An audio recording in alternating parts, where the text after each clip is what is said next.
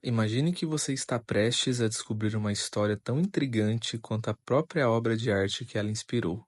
Às vezes, o que aconteceu antes de uma obra ser criada é tão importante que se torna parte do que ela é. E é exatamente isso que acontece com Fernando Pessoa, um dos maiores escritores do século XX e seu Livro do Desassossego.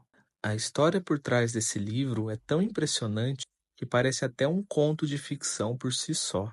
Fernando Pessoa nasceu em 1888, em Lisboa, Portugal, e desde pequeno sua vida foi marcada por grandes perdas. Imagine só, aos 5 anos ele perdeu o pai para a tuberculose, e logo em seguida seu irmãozinho também faleceu. Como se não bastasse, sua mãe se casou novamente, e a família se mudou para a África do Sul, deixando para trás tudo o que Fernando conhecia de sua infância. Na África do Sul, ele aprendeu a falar inglês muito bem e se apaixonou pela literatura inglesa. Aos 17 anos, Pessoa voltou sozinho para Lisboa, onde passaria o resto de sua vida. Lá, ele se dedicou de corpo e alma à escrita. Mas quando morreu em 1935, com 47 anos, quase ninguém sabia quem ele era. Seus poucos livros publicados haviam passado despercebidos. Mesmo assim, ele parecia ter a sensação de que um dia seria reconhecido como um grande escritor, e de um jeito quase mágico e assustador, ele estava absolutamente certo. Depois que Fernando Pessoa faleceu, suas palavras quase desapareceram com ele. O livro do Desassossego, junto com milhares de outras páginas que ele escreveu, ficou escondido em um baú de madeira, completamente desconhecido por todos. Foi só em 1982, exatamente 47 anos após sua morte, a mesma idade que ele tinha quando morreu, que alguém encontrou esse tesouro literário e decidiu publicá-lo. Esse livro, que inicialmente estava perdido no tempo, acabou se tornando uma das obras mais extraordinárias e importantes do século XX. Dentro dele, você encontra toda uma vida de pensamentos e devaneios de Pessoa sobre a realidade e o sonho, o tédio e a identidade, a estranheza de simplesmente existir e a inutilidade de fazer qualquer coisa, sobre como a vida pode ser ao mesmo tempo complexa e simples, e como o mundo é cheio de contradições e paradoxos. O livro do Desassossego não é um livro comum. Ele é como um quebra-cabeça feito de pequenas cenas, como se fossem páginas de um diário misturadas com poesia. Não existe uma sequência certinha para seguir. Você pode ler de trás para frente ou de frente para trás, que a experiência vai ser igualmente fascinante. Agora, aqui vem a parte mais curiosa. Fernando Pessoa, o autor, não diz que ele escreveu essas páginas. Em vez disso, ele atribui o trabalho a um tal de Bernardo Soares, que era um simples auxiliar de guarda-livros em Lisboa, e talvez a um outro sujeito chamado Vicente Guedes. Só que tem um detalhe: nem Soares nem Guedes existiram de verdade. Eles eram personagens que Pessoa inventou para escrever o livro. E não para por aí. Pessoa era um mestre em criar personagens, que ele chamava de heterônimos. Esses heterônimos não eram apenas pseudônimos.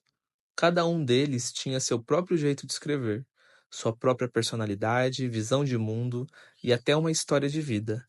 Ao longo de sua vida, Pessoa criou cerca de 80 desses personagens, cada um com seu próprio universo. Assim, o livro do Desassossego é difícil de definir. Ele não é exatamente um livro de não ficção, mas também não é um romance comum com personagens em enredo. Ele se encontra em algum lugar entre esses dois mundos, o que faz com que muitas pessoas o descrevam como a autobiografia mais estranha já escrita. O próprio Pessoa a chamava de uma autobiografia sem fatos, ou uma autobiografia de alguém que nunca existiu. A estrutura única e o estilo do livro são fundamentais para transmitir os temas que Pessoa queria explorar. O uso de heterônimos, aqueles personagens fictícios que ele criou, reforça uma ideia filosófica central: a natureza fragmentada e ilusória do nosso eu. Quando você lê o livro, é quase como se pudesse sentir essa confusão, essa sensação de alienação, desorientação e solidão que Pessoa descreve com tanta precisão. Em suas palavras, ele dizia: "Eu não sei como sentir, pensar ou amar. Sou um personagem em um romance ainda não escrito, flutuando no ar, inacabado antes mesmo de existir, entre os sonhos de alguém que nunca conseguiu me dar vida. Estou sempre pensando, sempre sentindo, mas meus pensamentos não têm razão, minhas emoções não têm sentimento. Estou caindo por uma porta de alçapão, através de um espaço infinito, numa queda sem direção e vazia.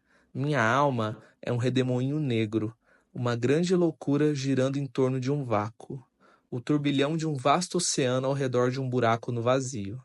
E nas águas, mais como redemoinhos do que águas. Flutuam imagens de tudo o que já vi ou ouvi no mundo.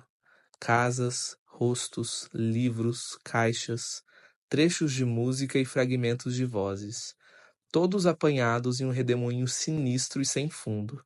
E eu mesmo, sou o centro que existe apenas porque a geometria do abismo o exige. Eu sou o nada ao redor do qual tudo isso gira. Eu existo para que ele possa girar. Eu sou o centro que existe apenas porque todo círculo tem um. Essas palavras mostram como Pessoa enxergava a existência como algo confuso e muitas vezes sem sentido, refletindo sua luta para entender quem ele era, ou se havia algo realmente sólido para entender.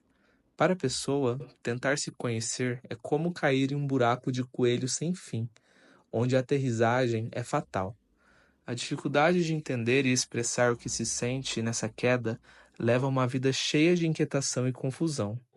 No livro do Desassossego, ele fala muito sobre tédio, futilidade e a sensação de que nada faz sentido. Para ele, a vida é uma grande ilusão, uma sequência interminável de sonhos. Pessoa escreveu: Eu nunca fiz nada além de sonhar.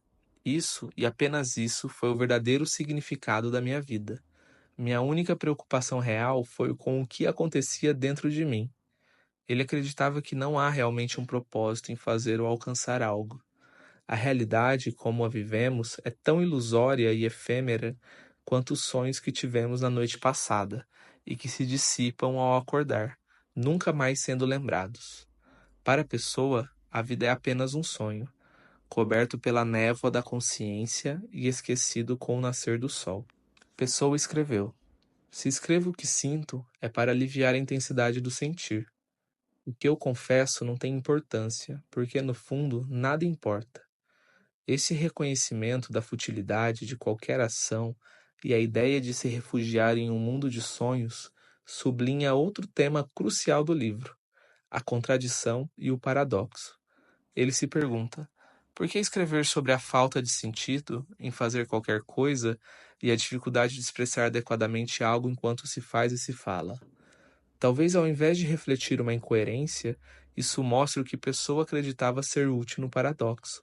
Na medicina, alguns tratamentos preventivos usam formas atenuadas da bactéria ou vírus que causam a doença, para ajudar o corpo a se proteger contra ela. Da mesma forma, talvez criar e consumir boa literatura e arte funcione como uma espécie de vacina, expondo você ao vírus do ser para que você possa desenvolver uma imunidade que te ajude a enfrentar a complexidade da vida. Paradoxalmente, a força que impulsionou Pessoa a criar, escrever e fazer pode ter sido a consciência de que criar, escrever e fazer é, em última análise, inútil. E é interessante notar que o livro do Desassossego foi deixado inacabado. Isso faz parecer que o livro reflete a visão filosófica de Pessoa sobre a existência, guardado em um baú só verdadeiramente conhecido após sua morte, quando ele não podia mais alterá-lo. O livro foi interpretado através de uma coleção fragmentada de vinhetas escritas por personagens que nunca existiram, e acabou sendo completado pelo tempo, não por intenção. Assim, o livro se torna uma metáfora quase perfeita para a vida de uma pessoa, incompleta, cheia de fragmentos e moldada pelas circunstâncias e pelo tempo. Mas o aspecto mais surpreendente da história do livro do Desassossego é que ele contém trechos que parecem prever seu próprio destino. Pessoa escreveu: Às vezes, com um triste prazer, imagino que se um dia no futuro as frases que escrevo forem lidas e admiradas, então finalmente terei meu próprio público, pessoas que me entenderão, minha verdadeira família. Mas longe de viver para ver isso, eu já terei morrido há muito tempo. Serei compreendido apenas em imagem, quando o carinho não puder mais compensar a indiferença que foi o meu destino em vida. Talvez um dia as pessoas reconheçam que eu cumpri, como ninguém mais, meu dever de interpretar uma parte do nosso século. E quando isso acontecer, elas escreverão que em vida fui incompreendido, que aqueles ao meu redor eram indiferentes e insensíveis ao meu trabalho, e que foi uma pena o que me aconteceu.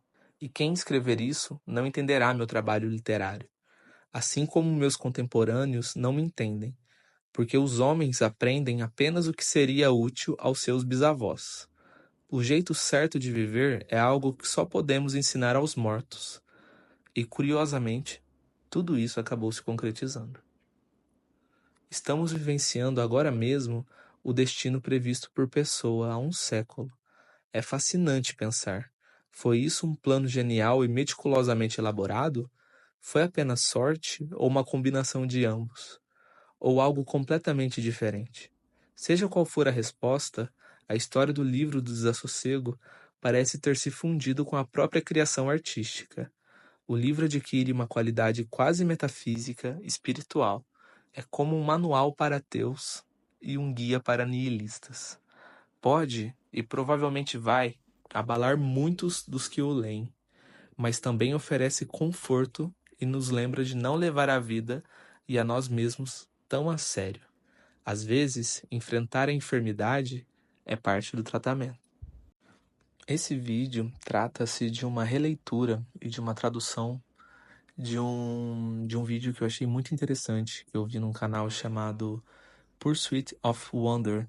Eu deixarei o link na descrição, que é um vídeo que fala sobre o livro do Desassossego, de Fernando Pessoa. Espero que você que me ouviu até aqui tenha gostado. E é isso. Grande abraço.